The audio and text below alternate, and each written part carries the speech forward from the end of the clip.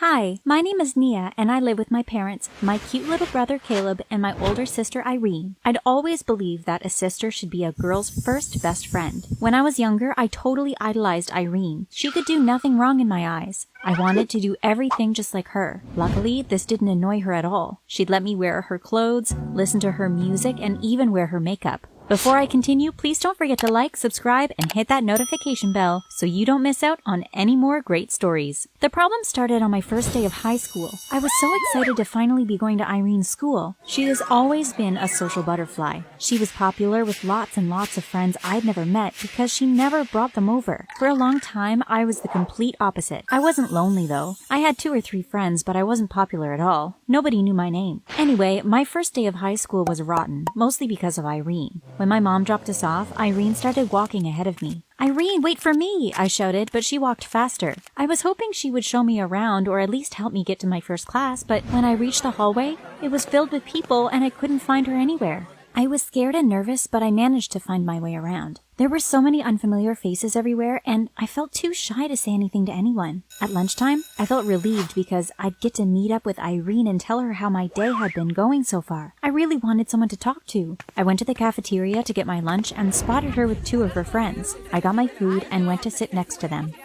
This seat is reserved," Irene said to me coldly. "Why do you think you can just sit with us? This isn't how high school works. Go look for the table with the losers," one of her other friends laughed. Irene continued to stare at me coldly until I got up. She didn't even tell them I was her sister. I wanted to cry, but I had to hold the tears inside. I couldn't understand how my own sister could treat me like that in front of her friends. I felt like my whole world was falling apart. Later that day, I confronted Irene at home. "How could you treat me like that in front of all your friends? You have no idea how horrible you made me feel. I don't know anyone but you, and you treated me like a stranger," I said. "No hard feelings, sis. You're just not popular enough to sit with us. We can't ruin our reputation by having you around. So, at school, just pretend you don't know me, okay?" she said. I had to get used to making a life for myself alone. For the next few months, Irene and I were friends at home but strangers at school. That started to matter less to me though because I started to make new friends. I forgot to mention this, but I love dancing and I've always been a great dancer. One of my favorite things to do was to search for random dance videos on YouTube.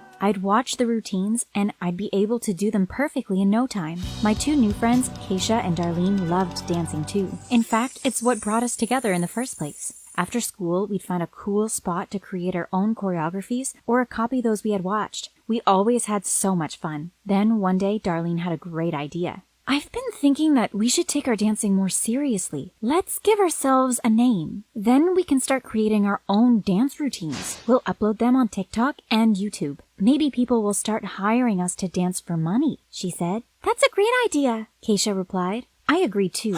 It was my dream to someday dance in a music video, and I thought this could be a good start. Maybe somebody famous would see us.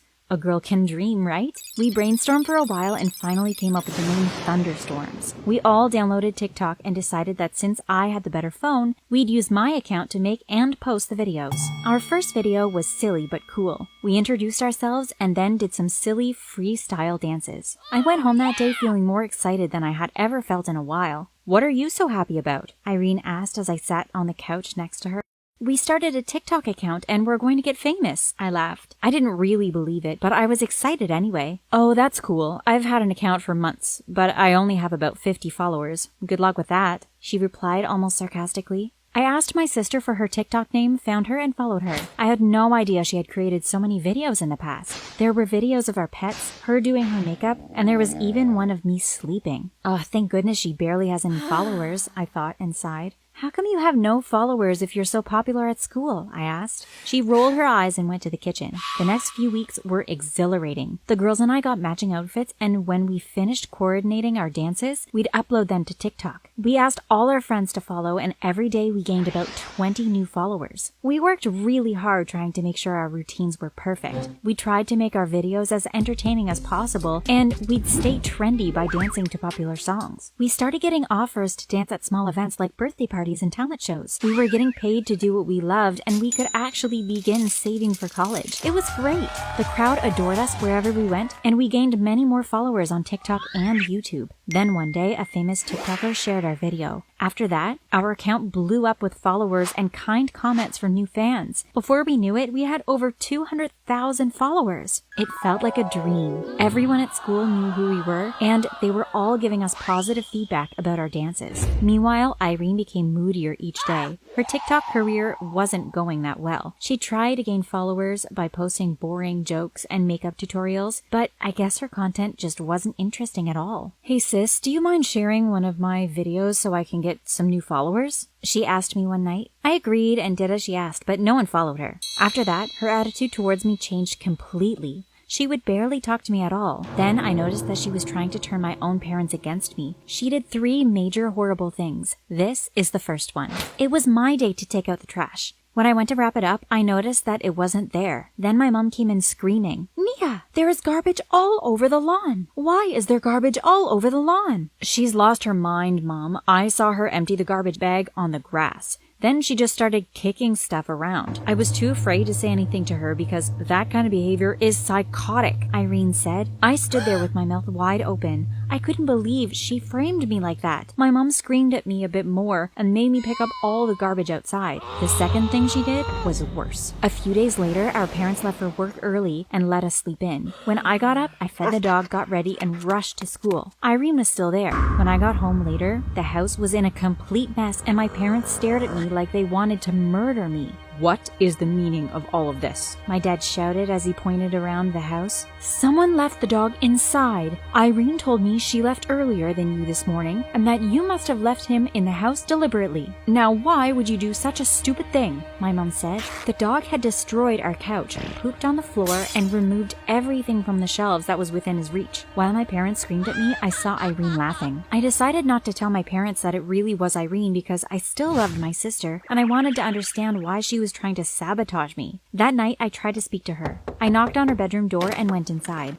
She was busy doing a makeup tutorial for her TikTok channel. "Why have you been trying to get me in trouble? What have I done to you?" I asked. "Go away, I'm busy," she said and rolled her eyes. She wouldn't talk to me, so I walked away. At school the next day, one of my math homework assignments was returned to me and I got every single question wrong. I was horrified because I had double-checked my answers many times before submitting it. "I'll have to call your parents tonight," said Mrs. Henry. I sighed. I knew this would be a disaster. My parents were very strict about my grades, and they were furious when I got anything less than an A+ for anything. And it certainly was. She called after dinner, and my parents were fuming. "First you trashed the lawn, then the house, and now you're failing your assignments? It's that TikTok nonsense you've been doing. I'm taking your phone away," my mom shouted. "No, you can't. I need it. My friends need it too," I pleaded. "Give it to me," she said, and she grabbed it from my hands. I went up to my room fuming. My dance career was ruined. After I got ready for bed, I cried all night. The next morning, I looked like a horrible mess, and I had a terrible headache. I heard my parents leave the house, and Irene was in the shower. There was no way I was going to school in my condition. I've got to find a way to get in touch with the girls to let them know I don't have a phone anymore, and I'm not coming to school today, I thought. I snuck into Irene's room and took her cell phone off her desk. As I was about to dial Keisha's number, I noticed that Irene's journal was open. I saw my name and wondered what on earth she could have written about me in there. I took the book and hid it under my shirt and forgot about calling my friends. I went back to my room and locked the door. I turned to the first page. It read, "This journal is probably going to be filled with thoughts about how much I hate my sister." What? I thought. I couldn't understand why she would hate me. I flipped to the most recent entry. "I finally got Nia's phone confiscated."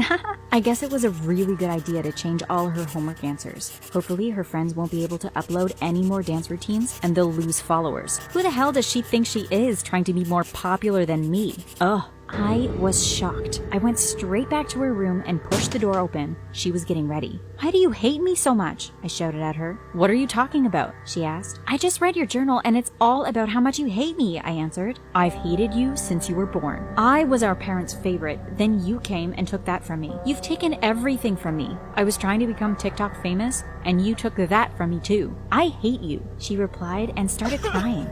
Then I spotted my phone on her bed. "What's my phone doing here?" I said while grabbing it. "It's too late now," she said with an evil grin on her face. I opened TikTok and all my content had been deleted and I only had about 1,000 followers left. "What did you do?" I cried. And just like that, my role model became my worst enemy. I eventually got my phone back, but the girls and I decided to use Irene's phone for the videos. It was hard starting from scratch again, but because we were already well known, we were able to get most of our followers back. Our fans wanted to know why we switched accounts, so one day I went live and told them all about the horrible things my sister had done. Now she has no followers at all. People shared my live video and described Irene as the sister from hell. Even her own friends didn't want to talk to her anymore. Months later, I eventually started to feel sorry for her, so I started talking to her again. Things have improved between us, but we still have a weird relationship. I just wish we could be best friends, but I guess that's life. Things don't always go the way you want them to.